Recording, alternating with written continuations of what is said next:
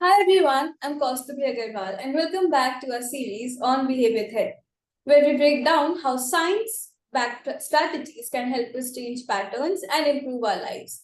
Today I'm joined again by Ms. Jigyasa Sharma, a counseling psychologist who works with children, couples, and individuals on behavioral, emotional, and psychological concerns and uses tools like dermatographics to understand personality and brain functioning.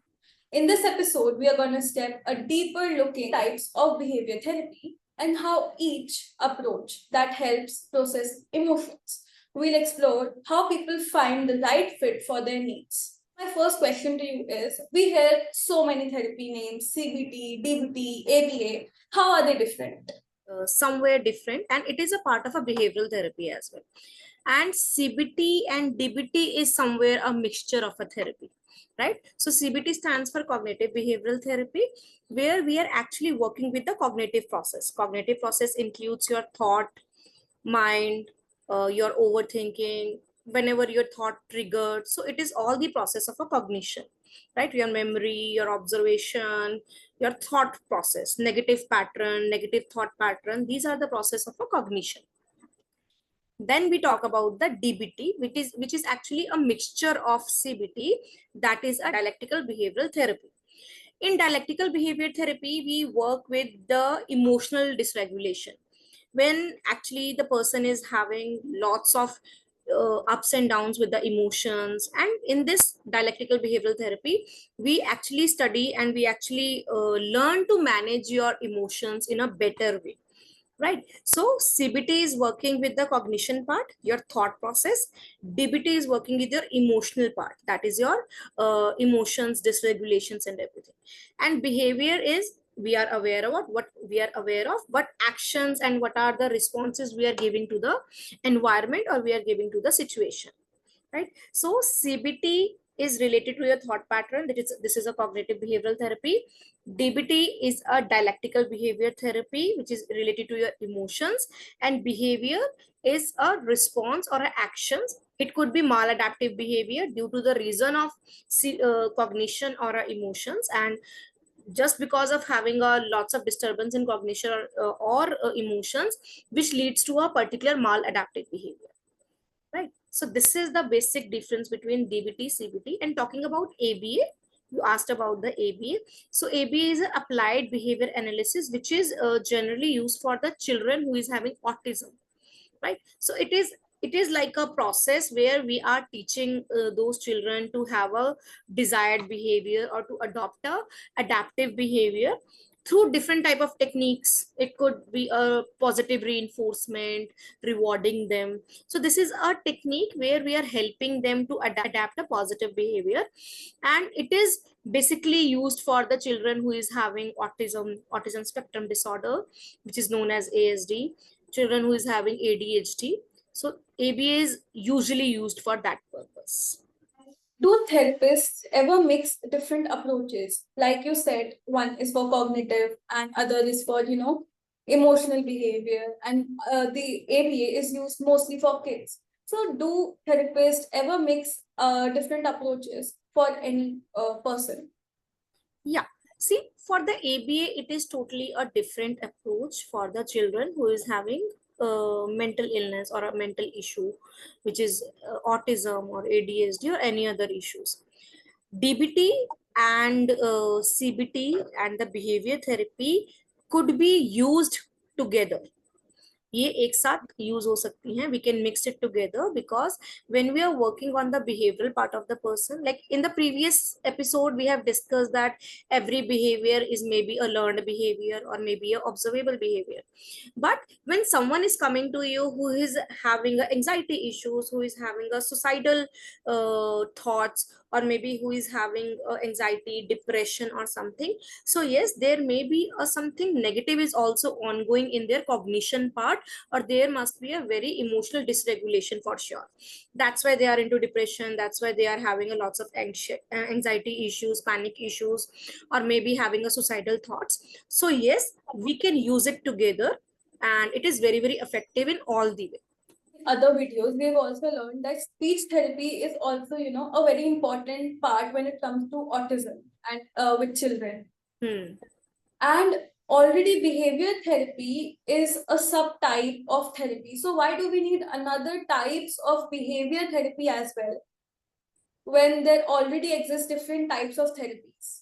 See, when we talk about the behavior therapy, we have discussed that we need to make them learn maybe a specific new behavior. For an example, if we are talking about the speech therapy, delayed speech in the children, or maybe they are having ASD or something, we are teaching them some new kind of a behavior, say thank you, sit on the one place for a longer time, or etc. etc.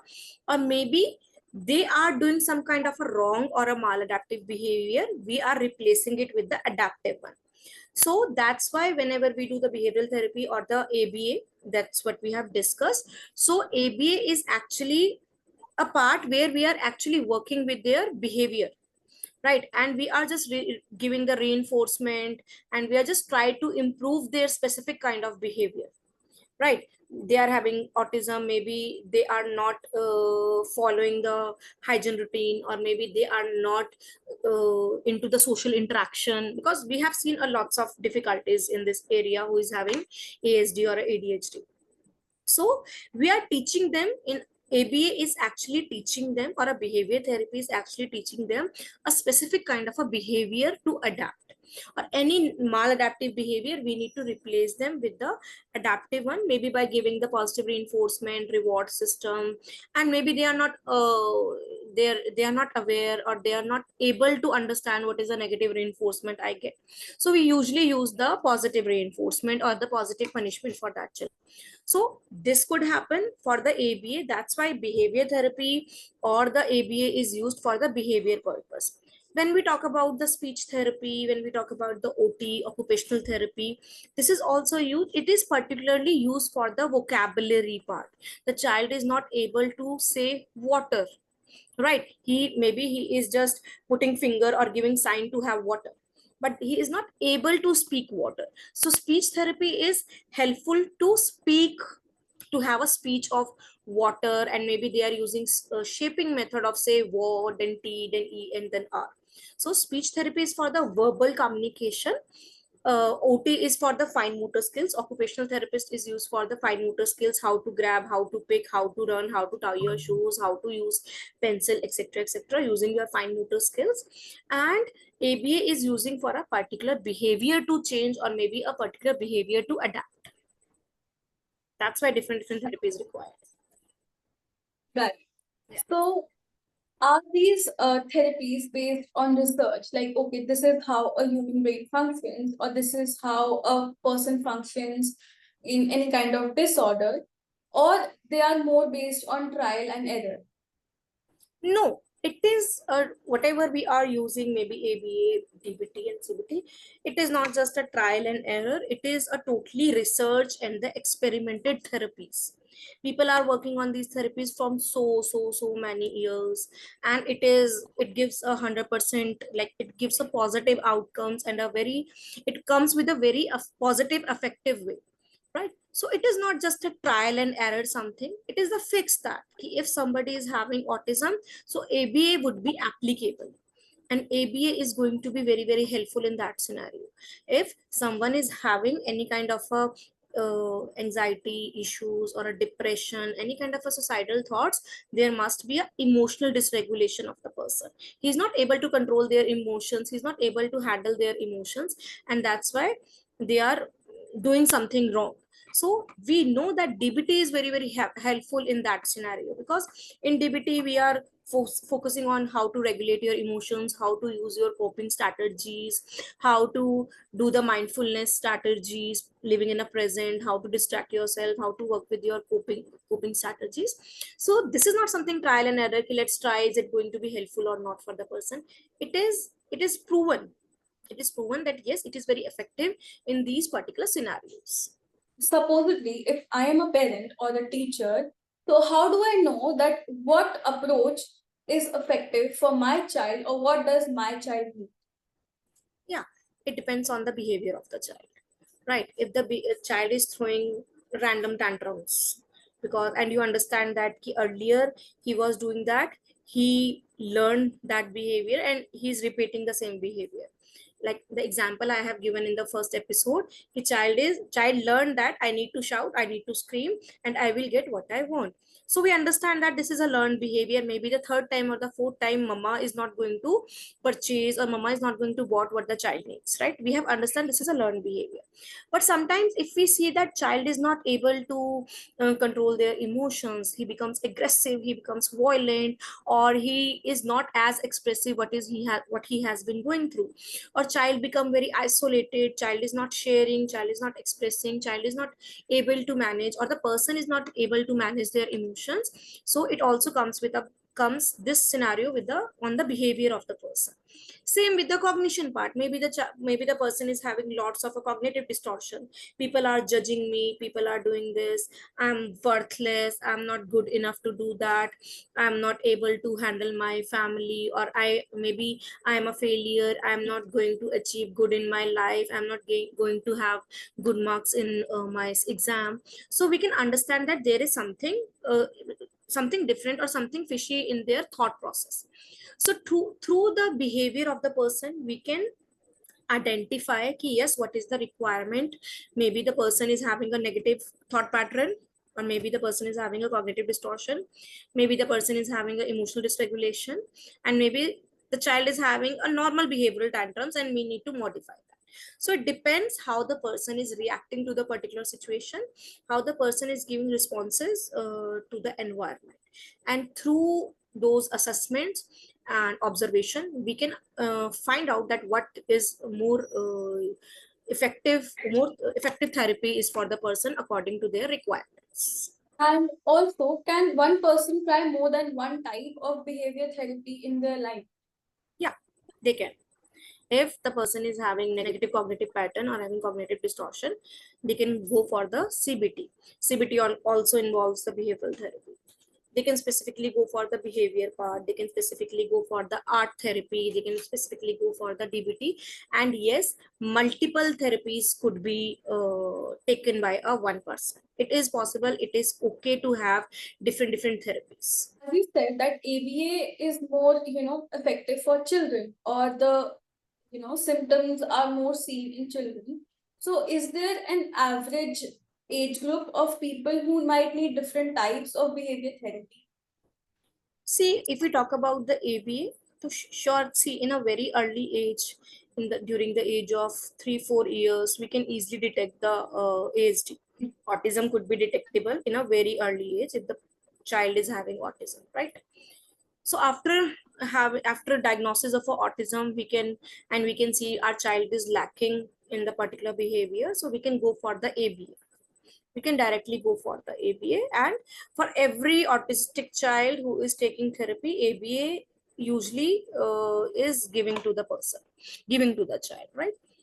So ABA is for the particularly for the autistic child, or the child who is having other mental disorders or the mental illness, right? Talking about the other therapies, it depends if the person is aware about himself, or if there is some kind of a self-awareness that something is wrong with me, why am I am having a lots of negative thought pattern, why I am having lots of negative emotions, right? So if the person is aware about it, that person could directly go to the therapist to take therapy. If we see our any friend or any family member, we can see that something is wrong with that person in their behavior, in their thought process, the person is talking something wrong, he's talking having a suicidal thoughts or something, then we can go for that. This CBT DBT normal behavior therapy is applicable for the adults or for the any age group, right? But for the younger children, for the age group of this, yes, different behavioral therapy is applicable, and we can use different type of therapies. And ABA, and particularly the therapies which is applicable in the particular age group or the autistic part, then it is for the younger children. So it is like this. Ma'am, can you tell us more about CBT, like the approaches and the signs that a person might need to go for it? Yeah, CBT means cognitive behavioral therapy, जिसके बारे में हमने अभी बात करी. So when the person is having negative thought pattern, which means I'm not good enough, I'm worthless, I can never be success in my life, every thought is a negative thought, right? The person is having lots of cognitive distortion. People are judging me, people are mind reading me, or I am a good mind reader, I will judge anyone on any basis, and having all the, we basically meet lots of people like this who is judging all the time, keeping herself biased or these things. So if there is some kind of a belief system or the schemas the person is having, schemas is like a particular framework of thinking, a particular framework of thoughts. Ki every person has, like, that person is going to think in a only particular way. He is not thinking here and there. He is just having a fixed mindset to understand the things, right? And belief system, we understand one person is having a belief of anything, any religion, any work thing or something. So if it is affecting the person in a negative way, the person is throwing any kind of a wrong behavior, or there is lots of negativity and negative thought pattern all the time, so yes, the person requires CBT, right? It could be any experiences in the life. Maybe the person is getting two rejection from the interview, so person starts thinking that I'm not good enough, I'm not capable enough, I will die like this, I will not manage my family, lots of depression and all these things, right? If the person is having any kind of a childhood trauma which is actually affecting their thought process today, so yes, the person requires CBT. So in the CBT, we are actually working with the cognitive restructuring, how to have a positive mindset, how to have a proper assertiveness training. It is actually a skill based training where we are making the person capable to deal with their negative thought patterns, to deal with their situations, deal with their problems or difficulties in the future by themselves, right? So it is like somewhere a skill based training where we are actually providing the skills, or we are actually building the skills in the person to have a positive thought pattern, to deal with their thoughts, emotions and their behavior. So my last question for this episode would be that usually it's said that everyone needs to go for therapy at least once in their life. You know, you should give it a try. And we did discuss about this in the previous episode as well. So if a person, for example, has not went through any major traumatic experience, which actually leads to the thought of going for the therapy, if it's just a normal life and, regular incidents of life and situations, then what kind of therapy does that person go for? And if they just go for normal therapy, so are they, identified and then when they go for a better option? See, if person is not having any kind of a issue in their life and just a normal routine of having ups and downs, so if you are managed to handle all these things by yourself, right? If the person is managed to handle their thoughts, emotion by themselves, and the life is going good, your behavior is actually not hurting any others or not actually hurting you as well, right? It is not like every person should go for the therapy, but yes, if you are feeling something wrong with yourself and any beloved ones around you, if you think your mother is not, sometimes we just compare the behavior of the person. Earlier my sister was not like that, but don't know what's happened these days, what is happening these days. He is all time irritated, frustrated, he's throwing tantrums all the time. What is happening to her? Let's talk to her. And when you talk to her, you find that something wrong is going in her life, maybe breakup, maybe rejections or anything, and it actually affects her behavior. So yes, therapy is required.